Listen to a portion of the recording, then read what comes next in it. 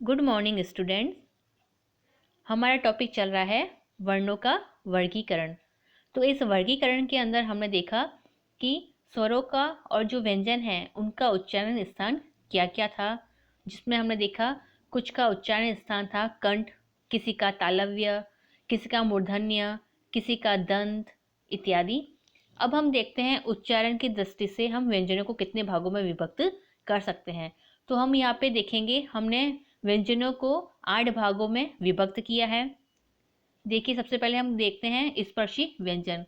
तो स्पर्शी व्यंजन कौन कौन से होते हैं, इसका अर्थ क्या क्या होता है, नाम से ही पता चलता है। स्पर्शी यानी कि स्पर्श करना, यानी कि ऐसे कुछ व्यंजन हैं जब हम उनका उच्चारण करते हैं तो जो हमारी जो ध्वनियाँ है वह उस वर्ण को बोलते समय जो ध्वनि है वह मुख विवर के किसी भी अवयव को स्पर्श करती है।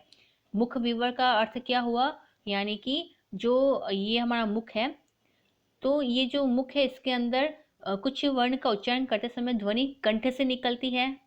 कभी तालु को जीभ छूती है, कभी जीभ का रोल होना, कभी जीभ का दांतों को स्पर्श करना इत्यादि जो है उनको हम कहते हैं स्वर तंत्र या फिर मुख विवर। तो कुछ ऐसे व्यंजन होते हैं जब हम उनका उच्चारण करते हैं तो उस वर्ण की जो ध्वनि है वह किसी भी जो हमारा मुख विवर है उसके किसी भी अवयव को स्पर्श करते हुए उसके वर्ण की ध्वनि निकलती है, उसको हम कहते हैं स्पर्शी व्यंजन। ये कौन कौन से होते हैं, ये होते हैं क वर्ग के सभी, ट वर्ग के, त वर्ग के और प वर्ग के। अब हम देखते हैं संघर्षी व्यंजन कौन कौन से होते हैं। संघर्षी व्यंजन यानी कि जब संघर्ष करना पड़ता है किसी भी वर्ण का उच्चारण करते समय। अब ये उच्चारण कौन कौन से होते हैं, तो ये वर्ण होते हैं श, श, स, ह, ख, ज और फ। जब हम इनका उच्चारण करते हैं तो जो दो उच्चारण अवयव है इतनी निकटता पर आ जाते हैं कि इनके बीच का जो मार्ग है वो छोटा हो जाता है और जो वायु है वो कंपन करती हुई मुख से बाहर निकलती है। ऐसे व्यंजनों को हम कहते हैं संघर्षी व्यंजन। अब देखिए स्पर्शी संघर्षी जो व्यंजन है वो कौन कौन से होते हैं, यानी कि ऐसे व्यंजन जब हम उसका उच्चारण करते हैं तो स्पर्श का समय उस वर्ण को बोलने में अधिक लगता है और अधिकता के साथ साथ में उच्चारण के बाद में जो पीछे वाला जो भाग है उसको संघर्ष करना पड़ता है, तो वो व्यंजन कहलाता है स्पर्श संघर्षी व्यंजन।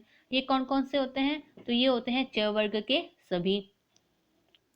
अब देखिए नासिकीय। नासिकीय व्यंजन कौन कौन से होते हैं। नासिकीय का अर्थ होता है जब हम ऐसे व्यंजनों का उच्चारण करते हैं, उच्चारण स्थान के साथ साथ में नासिका का भी योग होता है, उनको हम कहेंगे नासिकीय व्यंजन। ये कौन कौन से होते हैं, तो ये जितने भी वर्ग हैं उसके जो पंचम वर्ण हैं उनको हम कहेंगे नासिकीय व्यंजन।